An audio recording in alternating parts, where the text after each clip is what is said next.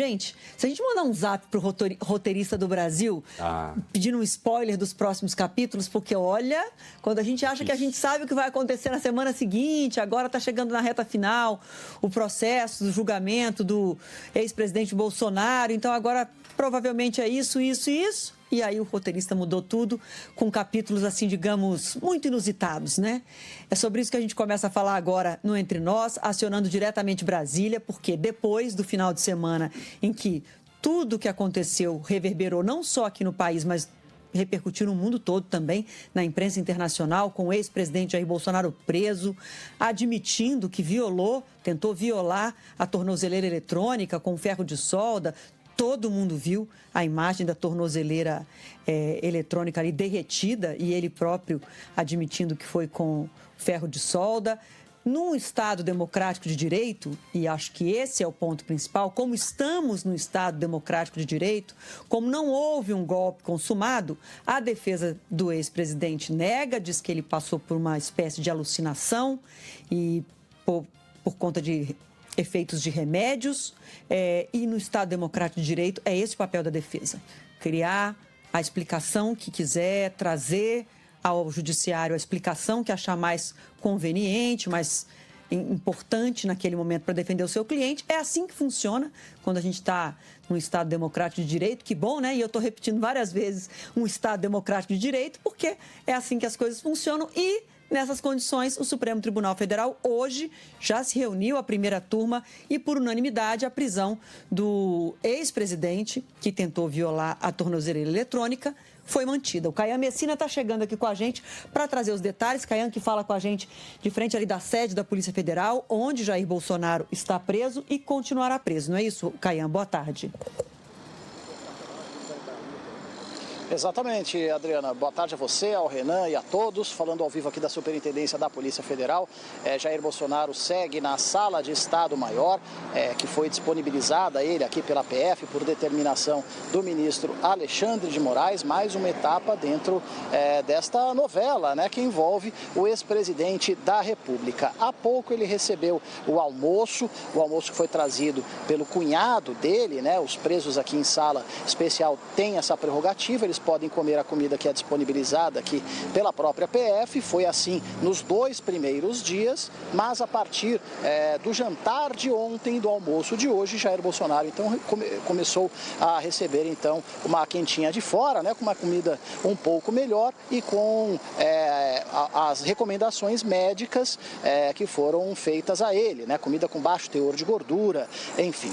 O ex-presidente, segundo agentes com os quais eu conversei, se apresenta mais animado, mais falante do que nos primeiros dias e tem passado o tempo aqui na Sala de Estado-Maior assistindo principalmente noticiário e também esportes. Foi hoje a defesa do ex-presidente sofreu mais uma derrota por unanimidade, ou seja, 4-0. Os ministros da primeira turma do Supremo Tribunal Federal rejeitaram a possibilidade dele voltar para a prisão domiciliar, ou seja, transformaram a decisão monocrática do ministro Alexandre de Moraes de mandá-lo aqui para a superintendência da PF em decisão colegiada. Essa decisão, segundo o ministro Alexandre de Moraes, foi calcada em 2 motivos. Primeiro, tentativa de rompimento da tornozeleira eletrônica admitida pelo próprio Jair Bolsonaro, né, atribuída a ele a um surto, alucinações,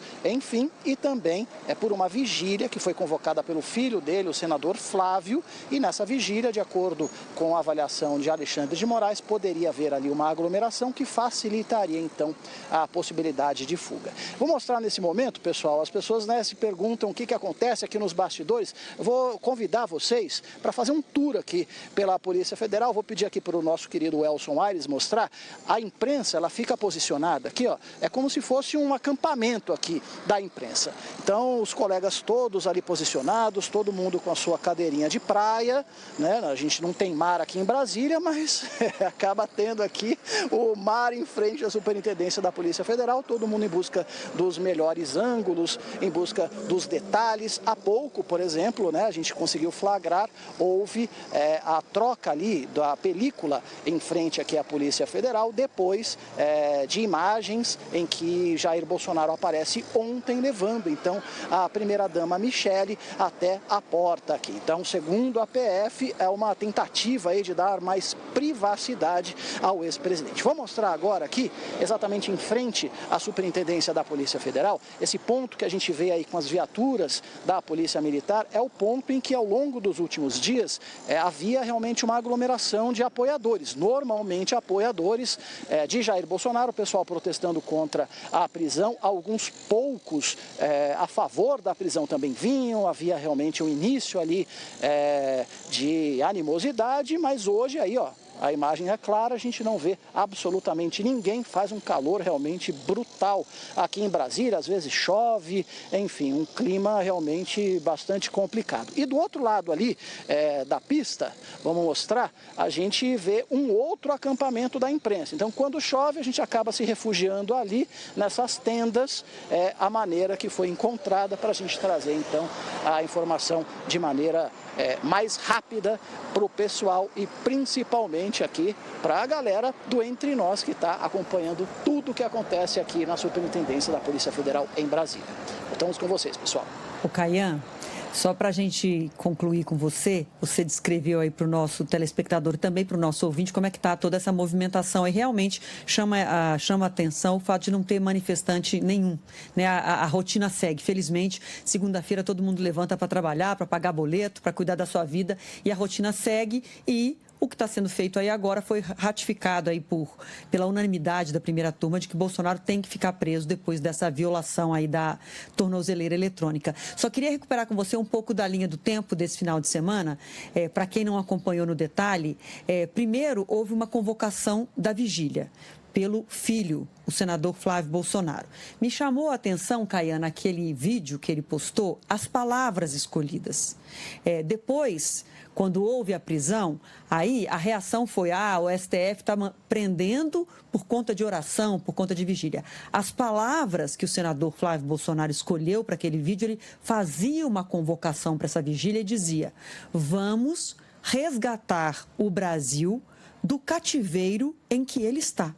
Essas palavras saíram da boca do senador Flávio Bolsonaro. Ele convocava apoiadores, teoricamente, para rezar por Bolsonaro, com essa frase: vamos resgatar o Brasil do cativeiro em que ele está. Então, depois, aí veio a chiadeira de que estava mandando prender por causa de uma oração, que era um absurdo. Quando veio a tornozeleira queimada, com ferro de solda, com a admissão do próprio condenado de que tentou violar a tornozeleira, aí o discurso da tentar punir por causa de oração cai por terra e depois, como a gente já disse, a defesa veio trazendo a argumentação da alucinação. Mas, desde a largada, foram aquelas palavras que me marcaram, Caian. Vamos resgatar o Brasil do cativeiro em que ele está.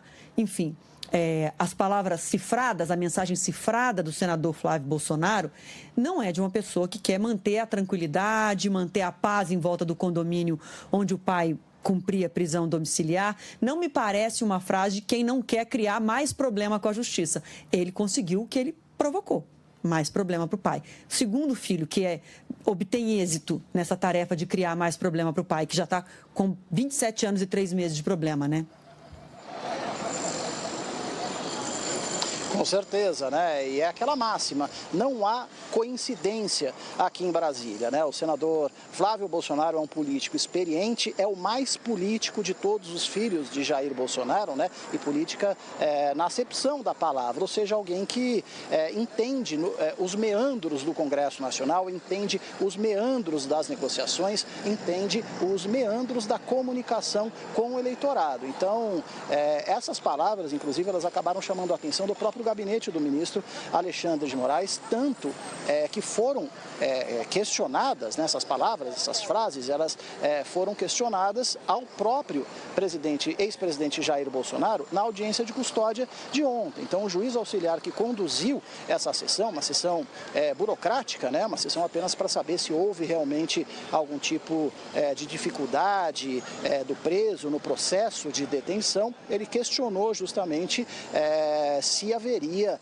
algum tipo de mensagem cifrada e principalmente se haveria a tentativa de usar essa aglomeração de pessoas, possível aglomeração de pessoas, então, para uma eventual tentativa de fuga, que segundo o próprio ministro Alexandre de Moraes, no despacho de prisão preventiva, poderia se dar de carro, percorrendo uma distância de cerca de 15 quilômetros, né, que se faz aí em 10, 15 minutos de carro, até, por exemplo, e o ministro cita, a Embaixada dos Estados Unidos aqui em Brasília. Na audiência de custódia, no entanto, Bolsonaro ele podia ficar calado, mas ele usou do direito de se manifestar e afirmou que não havia tentativa de fuga nenhuma, ele apenas se sentia ali incomodado com a tornozeleira eletrônica. E aí tem essa questão do surto, da paranoia, ele achava que tinha uma escuta lá dentro e atribuiu a essa tentativa de rompimento do equipamento justamente a 2 remédios controlados